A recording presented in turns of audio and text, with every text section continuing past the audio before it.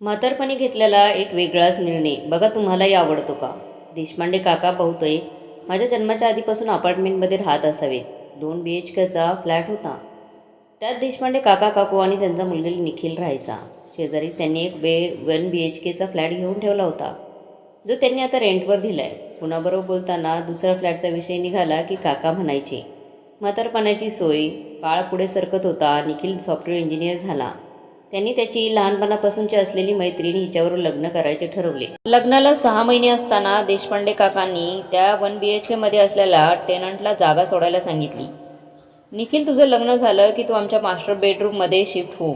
आम्ही तुझ्या रूममध्ये जाऊ, नाहीतर तुझ्या रूममध्ये डबल बेड आहेच। आणि हो, आमच्या बेडरूममधला बेड आता जुना झाला आहे, तो त्या रिकाम्या पडलेल्या 1 BHKमध्ये टाकू। तुझ्यासाठी आपण नवीन बेड आणि वॉर्डरोब करून घेऊ। निखिल प्रणालीचं लग्न झालं। दोघे हनीमूनला बालीला जाऊन आले। लग्नाला साधारण महिना झाला असेल। एका शनिवारी सकाळी देशपांडे काका काकू निखिल आणि प्रणाली ब्रेकफास्ट टेबलवर बोलत बसले होते। काका म्हणाले, आम्ही दोघं उद्यापासून शेजारच्या 1 BHKमध्ये शिफ्ट होतोय। म्हणजे? निखिलला काही कळलंच नाही। मी आणि तुझी आई आपल्या बाजूच्या 1 BHKमध्ये राहायला जातोय। फक्त जेवायला आम्ही तुझ्याकडे येऊ आणि आपण एकत्र असू। एरवी दिवसभर आमचा वावर तिकडेच असेल। आता हा 2 BHKचा फ्लॅट तुमचा, तुम्ही इथे संसार करायचा। पण असं का? आमचं काही चुकलं का? प्रणालीने अगतिक होऊन विचारलं। अरे काही नाही, आम्ही काही तुमच्यावर रागवलं वगैरे बिलकुल नाही। पण तुम्हाला प्रायव्हसी मिळावी, तुमचा संसार तुम्हाला एन्जॉय करता यावा म्हणून हा निर्णय आम्ही घेतला आहे। पण बाबा, अशाने लोक म्हणतील की मी सासू सासऱ्यांना वेगळं केलं। प्रणाली रडकुंडीला येऊन म्हणाली, काही काळजी करू नकोस बाळा, आपण दोन्ही वेळा जेवायला एकत्रच आहोत। आपली स्वयंपाकघरे थोडीच वेगळी आहेत। चूल एकच आणि राहायच्या जागा फक्त वेगळ्या। बरं, सोडून तोडून कुठे जातोय? आपल्याच फ्लॅटमध्ये शिफ्ट होतोय। सगळेच जण शांत होते। देशपांडे काकाच बोलायला लागले, आम्ही तुम्हाला नवीन आयुष्य सुरू करण्याचं स्वातंत्र्य देत आहोत। तुमच्यावर लक्ष ठेवायला, तुमचं काही चुकलं तर सांगायला आम्ही शेजारी आहोतच की। एक्स्ट्राची शेगडी, सिलेंडर, चहाचा आणि इतर जरुरी सामान आणि आपले कपडे लत्ते घेऊन देशपांडे काका काकू शिफ्ट झाले। रविवारी सकाळी 6:30 वाजता देशपांडे काकांनी काकूंना चहा आणून दिला। लागली का नवीन जागेत झोप? काकांच्या ह्या वाक्यावर दोघेही खळखळून हसले। थोडा वेळ चहा घेण्यात शांततेत गेला। देशपांडे, आपण वेगळं राहिलंच पाहिजे होतं का? काकूंनी विचारलं। देशपांडे काका बोलायला लागले, कसं आहे, मी 58 वर्षाचा आणि तुम्ही 55। 2 वर्षात मी आणि 5 वर्षांनी तुम्ही नोकरीतून निवृत्त होणार। खरं म्हणजे आपल्याकडे ह्या वयात वनप्रस्थाश्रम सांगितला आहे, पण आत्ताच्या काळात प्रत्यक्ष असं कुठेतरी जाऊन राहणं शक्य नाही। म्हणून गभीरार्थ ओळखून आपण अलिप्त राहणं योग्य नाही का? एकत्र राहिला असतो तर रोज समोरासमोर बघून काहीतरी सल्ले द्यायचा मोह झाला असता। म्हणून आपण वेगळे आहोत। नोकरीच्या निवृत्तीबरोबर भावनिक निवृत्ती पण घ्यायला शिकू मॅडम। भावनिक निवृत्ती म्हणजे भावनाहीन होणे नाही, तर आता अनेक गोष्टीतून भावनिक गुंतवणूक सोडवता आली पाहिजे ना। आपल्या मनाचं कसं आहे ना, ते जास्त गुरफटत जातं। त्याला योग्य वेळी बाहेर काढलेलं बरं। दुसरं, आजकालच्या मुलामुलींची जगण्याची पद्धत आणि आपली पद्धत ह्यात जमीन आसमानचा फरक आहे।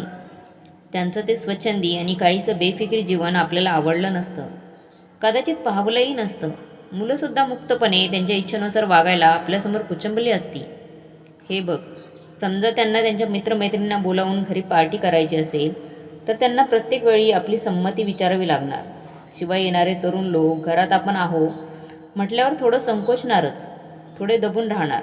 अहो, त्यांच्यातला जोक्सना देखील हे मनमोकळेपणाने मोठ्यांदा हसू शकणार नाहीत। कशाला ऑफवर्ड करायचं त्यांना? जनरेशन गॅप, आणि आपण आपल्या परीने सांभाळू।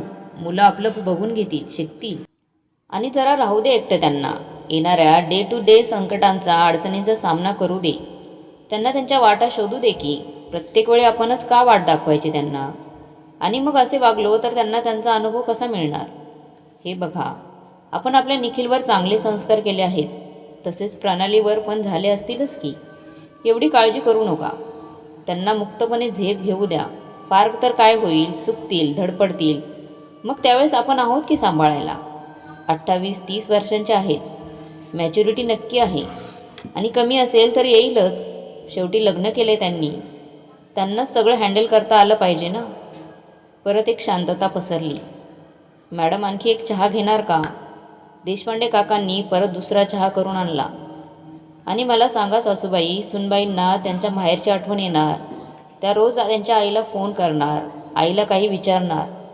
मग अशावेळी तुमच्याऐवजी त्यांचा सल्ला ऐकलात, त्यात काहीच गैर किंवा चुकीचं नाही. पण ते तुम्हाला चालेल का?